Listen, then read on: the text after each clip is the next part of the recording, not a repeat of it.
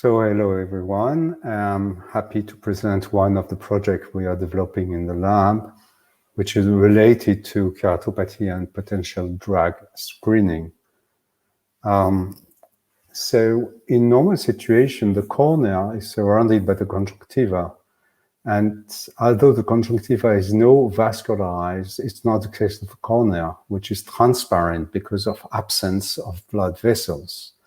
And this is due to the presence of the limbus, which contains the stem cells, which are renewing the cornea all the life. And the stem cells is present here between the conjunctiva and the cornea, also to prevent the blood vessel to invade into the cornea and to remain transparent. In normal situation, we have two genes that are encoding for PAX6 to produce a certain amount of PAX6 protein. But in healthy disease condition, when there is a mutation on one gene encoding for PAX6, there is haploinsufficiency, meaning that there is half of the amount of PAX6 protein made. This is a case of aniridia-associated keratopathy.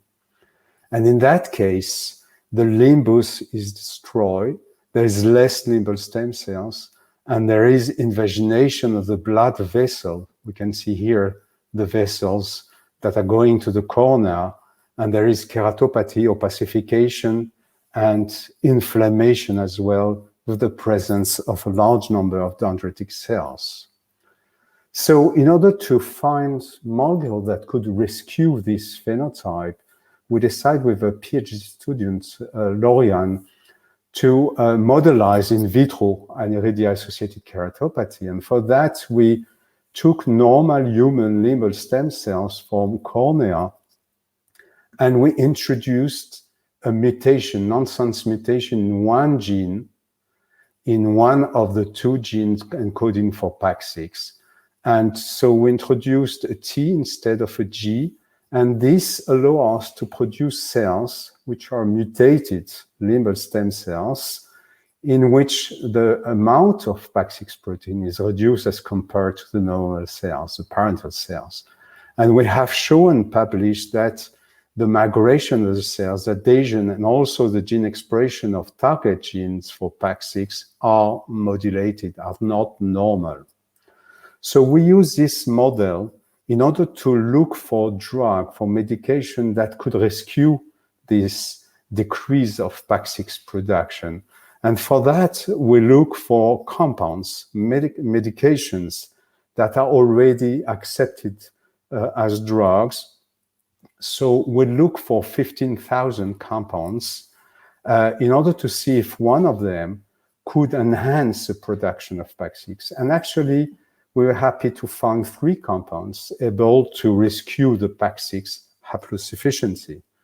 2 of them are antipsychotropic compounds. One is duloxetine, named Cymbalta's medication. It's used to treat severe depression patients, but also diabetic neuropathy. It's an inhibitor of the reuptake of noradrenaline, so it enhances noradrenaline, but also it has been shown to inactivate dopamine in retina. In that case, it induces keratoconus. And also it has been shown that it's an iridia model in mice, there is a reduction of dopaminergic neurons. So that can fit the correlation between PAX6 and this drug. The second drug is ritanserin. It's not used as medication yet, but it's on clinical trials to treat schizophrenia. It's an antagonist of the receptor of serotonin. It has been shown to block dopamine reuptake in the right frontal cortex. And also, it has been shown that high serotonin in tears of patients is found in case of dry eye syndromes. Another case explained the correlation between PAX6 and the brain and neural cells. PAX6 is expressed during brain development by neural cells in the cortex, and also cornea is the most innervated tissue much more than in skin, for instance, in the body. And finally, aniridia patients display severe nerve deficit. So we tested our cells, the mutated limbal stem cells, for treatment for duloxetine, but also ritonserine. And we found that duloxetine rescued nicely the amount of PAX6 production as compared to the normal cells, much more than the mutant cells untreated. And also we found that after treatment with duloxetine, but also with ritonserine, the migration of the cells, adhesion, but also the expression of genes related to PAX6 are normally rescued. So this is very interesting. So we wanted also to understand the mechanism of action of these drugs. And actually duloxetine and ritonserine both has been shown in spinal cord and also in the neurons, but also in tumor cells, that they interact with the EGF, RAS, MEK, ARC pathway. This pathway is very important for cell proliferation, and both molecules are repressing the activation of GF to the ERK pathway.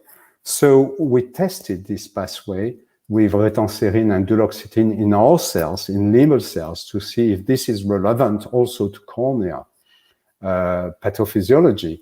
And as you can see here, the treatment of the cells with EGF reduced drastically the amount of PAX6, demonstrated that EGF repress, and this pathway repress PAX6, which is quite logical when we know that PAX6 is repressing proliferation.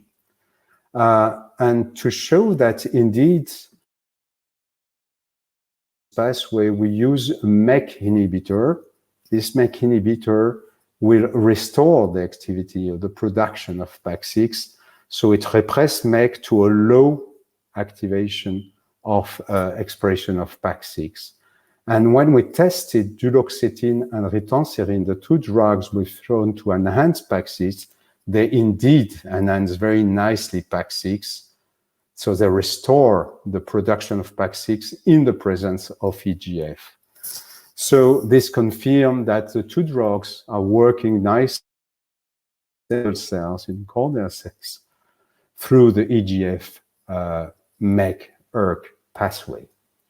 And this is very relevant to the very recent paper from Ali Jalilian's group that show that MEK inhibitors partially rescue aniridia phenotype on the mouse model of aniridia. So what remained to be done? Actually, we are part of a new European network devoted on aniridia keratopathy and our drug validation. So we need to validate in vitro first on patient-induced pluripotent stem cells. Induced pluripotent stem cells we have produced thanks to Dominique Brémond-Gignac from Necker Hospital in Paris and their patients. And we will collaborate with two groups, one from Finland and one from Turkey, in limbal commitment and also in retinal organoid commitment. We need also to validate in vivo on the mouse model of aniridia, and this will be done with a group from UK and from Sweden.